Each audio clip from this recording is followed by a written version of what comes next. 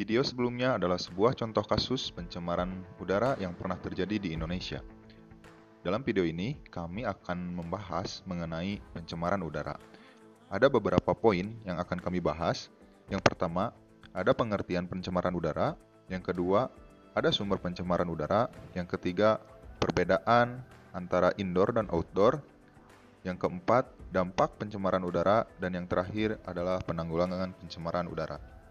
Udara adalah salah satu elemen yang sangat penting sebagai penunjang semua makhluk hidup. Peranan penting dari udara ini bukan hanya digunakan untuk manusia, tapi untuk semua makhluk hidup.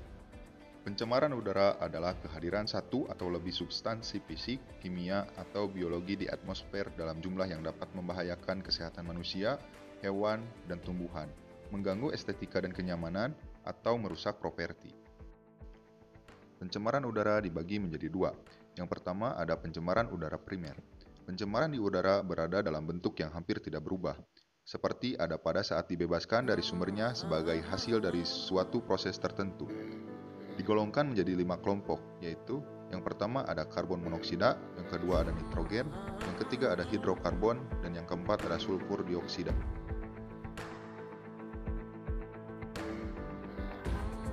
Pencemaran udara sekunder, yaitu pencemaran udara yang sudah berubah karena reaksi tertentu antara dua atau lebih polutan. Pada umumnya, polutan sekunder tersebut merupakan hasil antara polutan primer dengan polutan lain yang ada di udara. Contohnya adalah seperti ozon yang terjadi antara molekul-molekul hidrokarbon yang ada di udara dengan nitrogen oksida melalui pengaruh sinar ultraviolet dari matahari. Sumber-sumber pencemaran udara terbagi menjadi beberapa kegiatan. Yang pertama ada kegiatan manusia.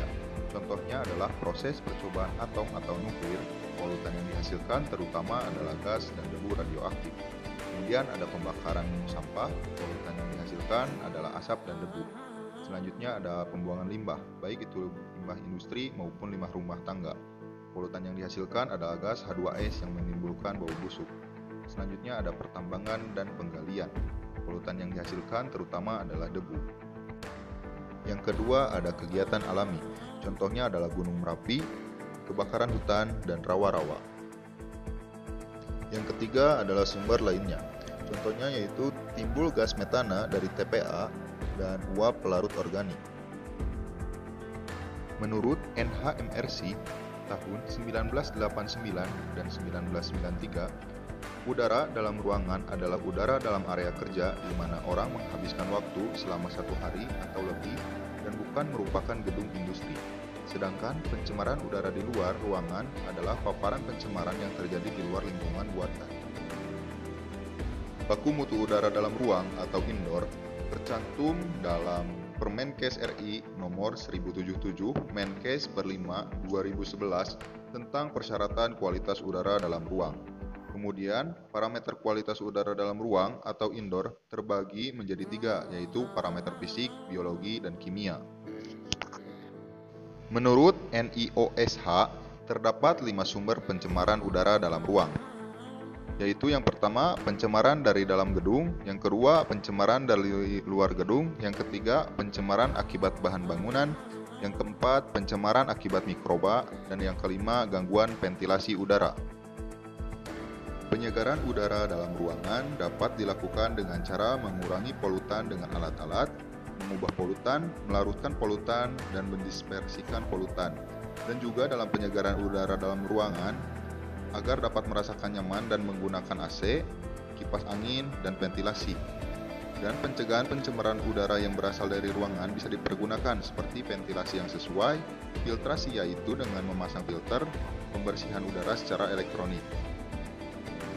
Baku mutu udara di luar ruangan atau outdoor tercantum pada PP nomor 41 tahun 1999 tentang baku mutu udara ambien nasional.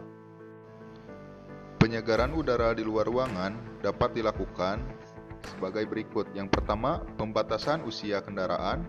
Yang kedua, uji emisi harus dilakukan secara berkala pada kendaraan umum maupun pribadi meskipun secara uji petik atau spot check. Yang ketiga, menanam pohon-pohon yang berdaun lebar di pinggir jalan, terutama yang lalu lintasnya padat serta di sudut-sudut kota, juga mengurangi polusi udara.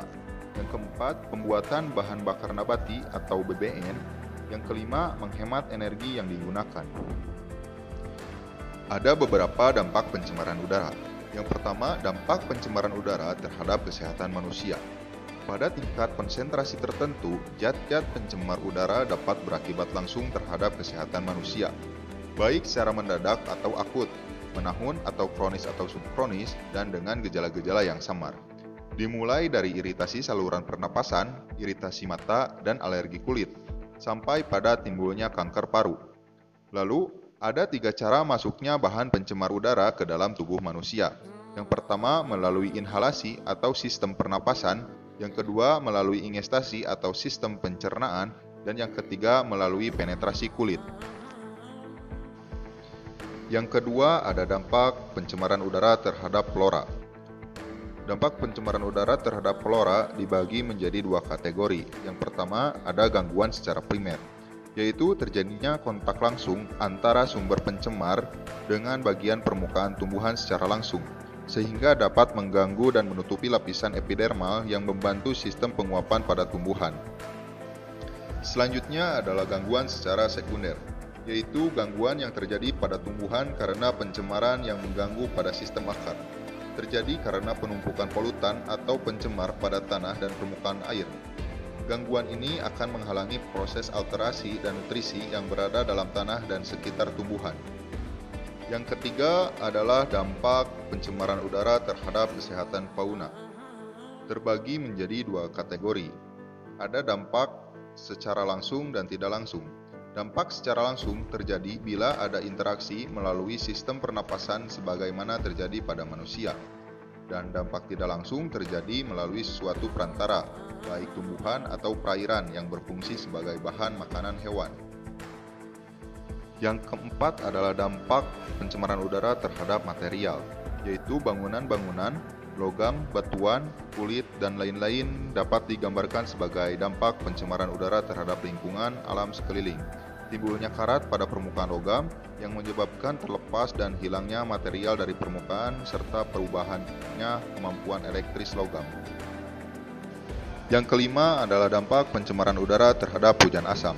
Atmosfer sebagai tempat pembuangan bahan sisa-sisa aktivitas manusia bertindak sebagai reaktor kimia yang kompleks yang akan merubah zat-zat pencemar.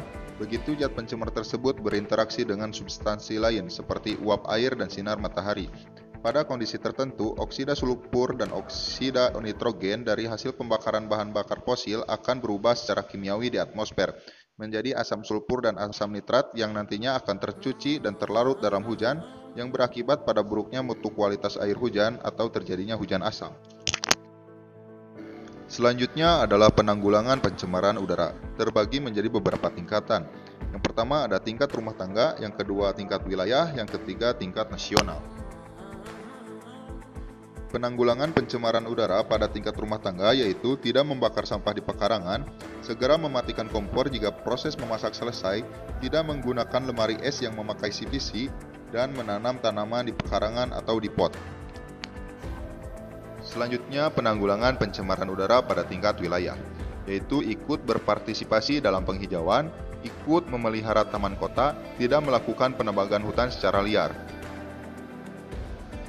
Yang terakhir adalah penanggulangan pencemaran udara pada tingkat nasional. Upaya penanggulangan di tingkat nasional ini berupa kebijakan dari pemerintah, yaitu keharusan membuat cerobong asap bagi pabrik, pengurangan penggunaan bahan bakar fosil seperti minyak bumi dan batu bara, pemasangan saringan gas pada pabrik-pabrik,